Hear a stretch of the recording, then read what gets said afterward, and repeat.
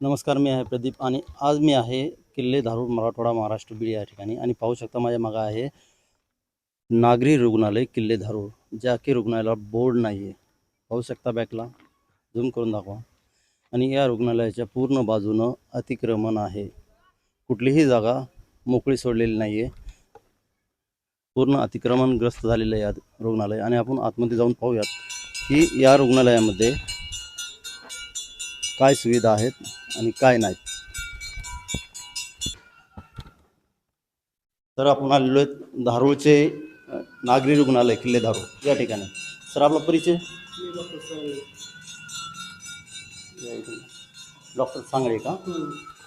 बरं सर, आपल्या इथं स्टाफ किती आहे? स्टाफ 3 आहेत. पूर्ण 3 भरलेलं आहे? फक्त 3च. 3 मध्ये काय काय म्हणजे? मी डॉक्टर, एक क्लास 4 आहे आणि एक फार्मासिस्ट. म्हणजे 3 लोकांचा स्टाफ कंटिन्यू मध्ये 3च आहेत? 3च. बरं. शहराच्या मध्यवर्ती ठिकाणी हे रुग्णालय आहे आणि इथं फक्त 3 लोकांचा स्टाफ आहे. आणि इथं आपण ॲडमिट वगैरे कुठली सुविधा नाही आहे का? नाही ॲडमिट नाही. सिव्हिल डिस्पेन्सरी आहे ना. हां, सिव्हिल डिस्पेन्सरी असल्यामुळं हां. 3 लोकांचा स्टाफ आहे इथं सध्या.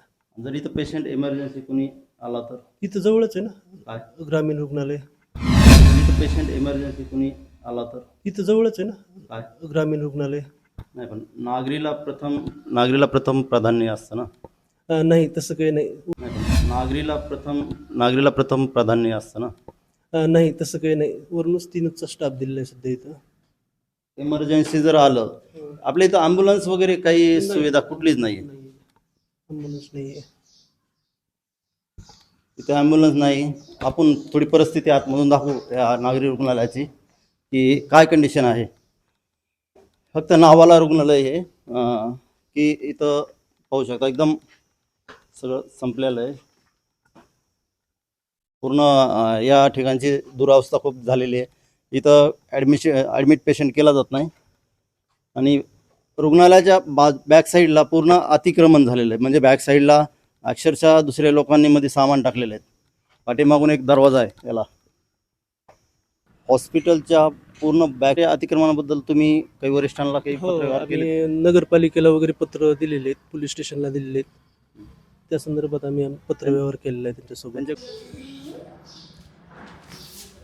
काय उत्तर मिळालं का? अद्यापर्यंत तर नाही उत्तर मिळालं. किती दिवसापूर्वी आपण यांना म्हणजे असं वारंवार चालू आहे पत्र देणं वगैरे.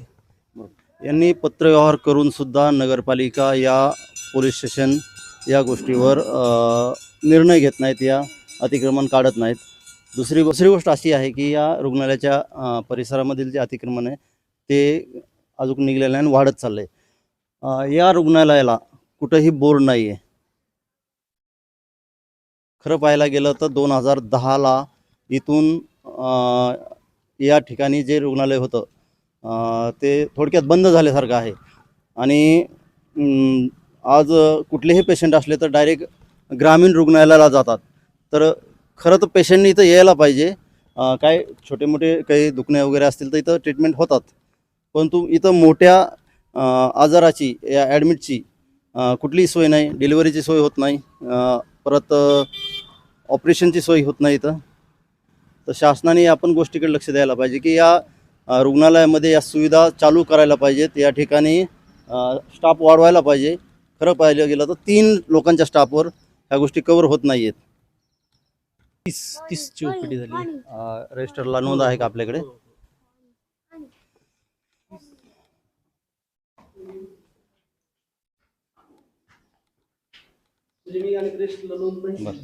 बरं, ठीक.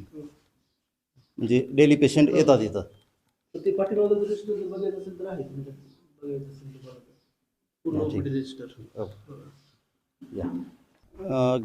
नागरी रुग्णालय इथं आहे, परंतु नागरिकांना या रुग्णालयामध्ये पेशंटला ट्रीटमेंट होती हे माहिती नाही आहे. साधारण जर दुखणं असेल तर इथं इलाज होतो. आणि शहरातल्या जवळच्या पेशंटनी इथं यायलाच पाहिजे आणि या ठिकाणी या सुविधेचा लाभ घ्यायला पाहिजे, हे मी या माध्यमातून आपणास सांगत आहे. ठीक आहे, धन्यवाद. मी आहे नागरी रुग्णालय किल्ले धारूर या ठिकाणी. माझ्या पाठीमागे नागरी रुग्णालय आहे आणि हे चालू आहे. नागरिकांनी या ठिकाणी येऊन इथल्या सुविधेचा लाभ घ्यायला पाहिजे. पूर्ण लोड ग्रामीण रुग्णालयाला टाकायला नाही पाहिजे, कारण की जे तिथं ऑपरेशन वगैरे होतात. फक्त इथं ऑपरेशन सोडता सर्व सुविधा इथं मिळतात. तुमचे टॅबलेट वगैरे दुखण्यासाठी मिळतात. विशेष धारूर शहरामध्ये गव्हर्नमेंटचे अजूक जवळपास 2 रुग्णालय आहेत. म्हणजे धारूर ग्रामीण रुग्णालय, नागरी रुग्णालय आणि प्लस दुसरे 2 आपला दवाखाना नावाने असे 4 रुग्णालय आहेत शासकीय.